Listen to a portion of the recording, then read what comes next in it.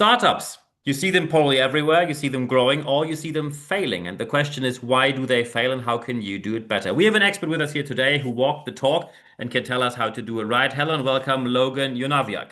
Thank you so much, Niels. It's great to be here.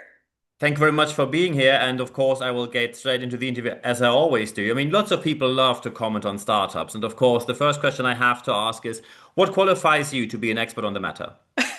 Great question. So, I would say it's a great combination of me and my co-founder, Benji Whitehurst. So, I come from the investing world. I've spent most of my time in impact investing, the last 20 years, looking to deploy capital into things that matter for people, planet, um, and profit. And so a lot of my work has been in the early stage investing space. I've worked in private equity, Hmm. and I've personally just seen a lot of team dynamics and leadership failures that prevented a lot of the outcomes that I was excited about seeing in society.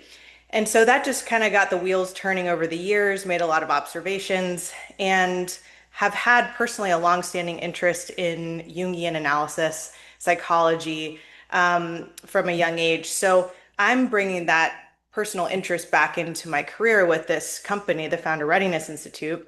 And then my co-founder, Benji Whitehurst, he's a psychologist by training. He has a data science background and also an MBA. So I Hmm. think the combination of both of us, him having studied adult vertical development for 20 years, really is an amazing combination for solving what we are aiming to solve. So. Absolutely, absolutely. And you just said you saw a lot of team dynamics. Many startups which failed say, "Oh, it was market failure. Our idea was brilliant, but the market just was ready. We were too early. It's all about the market, not about us." What's your take on that? Yeah, I have three things to say about that. I think one is the data shows that it's not the case that it's just the market or that it's the market first. 65% of companies, according to Harvard Business Review, and that's a data set of about 14,000 companies, startups, fail because of internal dynamics. And that's, 62, leadership, two-thirds, two-thirds. two-thirds. So, I'll build wow. on that with my own data set of about 125 plus VCs and accelerators that I've spoken to personally over the course Hmm. of starting this company alone. And people have said as high as 83% in their portfolio. Most people guess two-thirds or above when if you just throw it out to them as a poll. We have poll data that we've shared. So yeah, that's really an interesting, I think if you crowdsource it, people kind of know that it's mostly people problems that are leading to company failures. And then, the third thing I would say is that when we're talking about someone saying, oh, it's the market, that certainly can be true. I mean, market timing is one important and critical ingredient, but that actually points to an interesting aspect of what we're measuring in our assessment capabilities, which is coachability and identity flexibility. Hmm. So when someone tends to put responsibility externally, that's actually something that relates to their ability to be coached over time. And so one of the things we're looking at is patterns in someone not necessarily taking responsibility as an individual or team for something working out. So those are kind of interesting dynamics that we tease out in our capabilities. Excellent. And when we talk about this founder readiness, you often have people out there, especially motivational, inspirational speakers, who tell you it's all about the motivation or the right mindset you need to have. Do you think it's enough to be highly motivated, have the right mindset to succeed? I think it's such an important ingredient, and it's something that, I have to turn to often because running a startup is a roller coaster. And I do think you have to have an aptitude and an appetite for uncertainty, and you have to have the mindset that this is going to work out because there are so many twists and turns. However, I don't think that's enough of the equation. If you think about it in sort of a weighted average sort of way, you need a number of ingredients to be a successful leader. And what we are measuring is capacity. So instead of specific skills or preferences, like are you an introvert? Are you an extrovert? Do you Hmm. prefer to be structured or more open about decision making? Instead of measuring those capabilities, we're looking at a person's ability to think, behave, and act under pressure with complexity over time.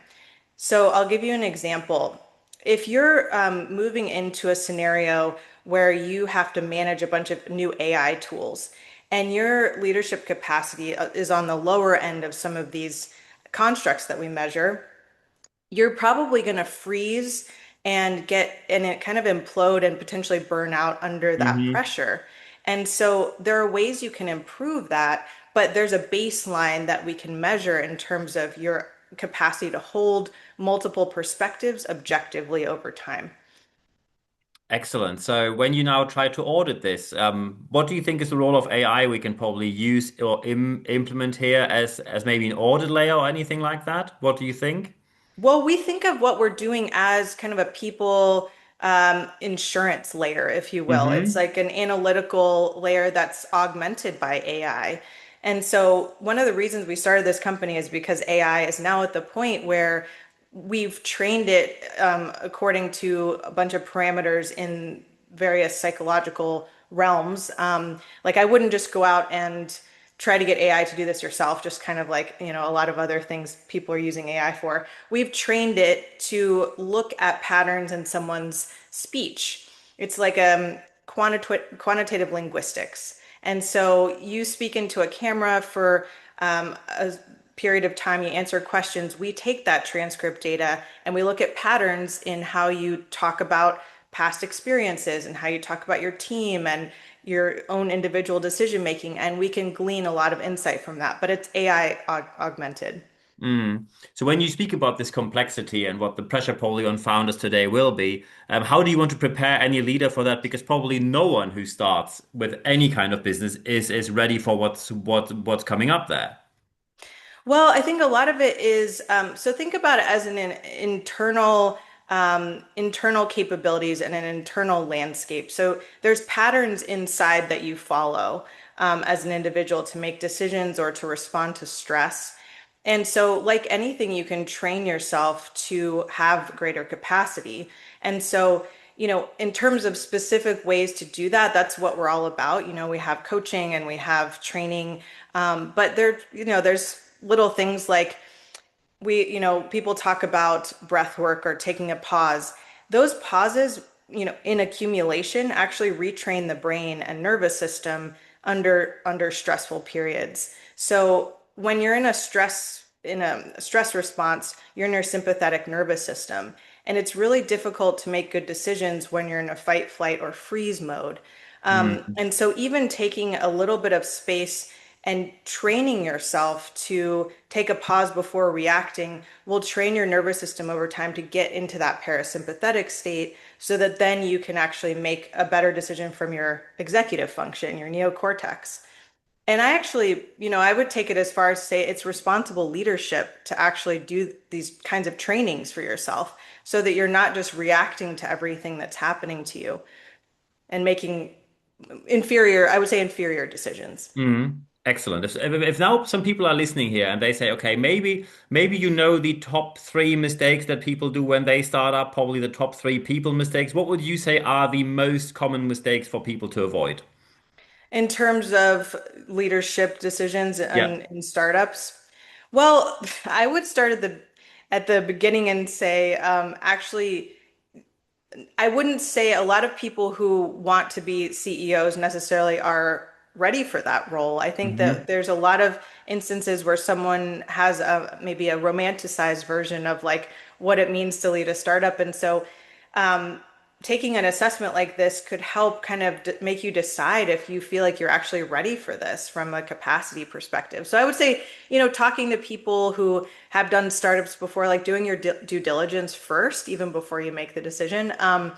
But I think one of the other things that I've noticed is, yeah, people are engineering their days for their version of their best self. And Hmm. so you want to better understand your capacity so you know, like when it's a low point, when it's a day that's not going well, how are you going to react in those situations? Like observe yourself and really try to understand like what are my trigger points and that breath work, that pregnant pause can really help you to, again, redirect your nervous system so it's not just in a reactive state. And I think another mistake people make is taking feedback as if it's a personal affront. Mm-hmm. So, the ability to be objective about feedback is one of the things that will grow your leadership capacity. Because those who are farther along in that ability, that's this identity flexibility, see patterns or see feedback as part of a system. And they're able to objectively look at the information as if it's just part of an ecosystem that they're making a decision around, not as a personal like affront. Mm. Excellent. And when now people say, hey, I think Logan could be really for us, how can people reach out to you to wrap this interview up? Yes, absolutely. So it's we can be reached at founderready.io, founderready.io, or you can reach out to me directly, Logan at founderrl.com, Logan at founderrl.com. Excellent. I think these are the perfect final words. Logan, thank you very much for your time. Thank you so much, Niels.